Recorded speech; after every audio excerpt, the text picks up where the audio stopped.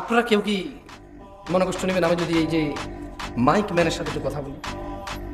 ওকে তিরস্কার করবেন? করবেন না। ছোট ভাই, তুমি আমার একটা কথা বলি, মনে কিছু করবে না। তুমি আজকে ঈশান নামাজ পড়ো নাই কিন্তু। হাসতেছেন কেন? আরে, কোন জায়গায় আসছি না? আপনাকে যে কোনো কথায় হাসেন, কথা বুঝবে না, কত গুরুত্বপূর্ণ কথা বলতেছে না। আমার আসলে ওয়াজ করার ইচ্ছাই চলে যাচ্ছে দিদি। তুমি তো আজকে ঈশান নামাজ পড়ো না, হাসির কি হলো? পড়ে না নামাজ, মানে হাসির কি আছে? এটা আমি বুঝতে পারছি পরে। এবার ওকে দিয়ে বলি, প্যান্ডেলওয়ালা আছে এই জায়গায়?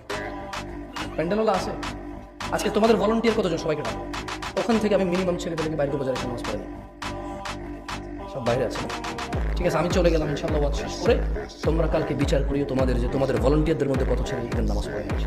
কিন্তু ওরা ওয়াজ করাচ্ছে আমাকে কতদিন থেকে নিয়ে এসে। ওদের কথা হচ্ছে সারা বাংলাদেশের সারা শিবগঞ্জকে হিদায়ত করে দেবে, তাহলে কোনো ভাষা খারাপ করবে না, সব খারাপ আমাদের। হুজুর নিয়ে আসছে দূর থেকে, সব মানুষের হিদায়ত করে দেবে, কেউ আর অন্যায় করবে না, তাহলে একমাত্র অন্যায় করার বাকি কে থাকি? আমরা আমরা আয়োজন করে হুজুর নিয়ে এসে সবাইকে ফু দিয়ে হেদায়ত করে। ফু দিয়ে হেদায়ত হয় না, ফু দিলে হেদায়ত হয়। হেদায়ত কে দেয়? চাইতে হয় কিনা? কারা চায়?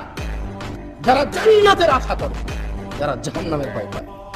একটা মাইক ম্যান এই শীতকালের সিজনে এমন কোনো দিন নেই যেদিন সে ওয়াজ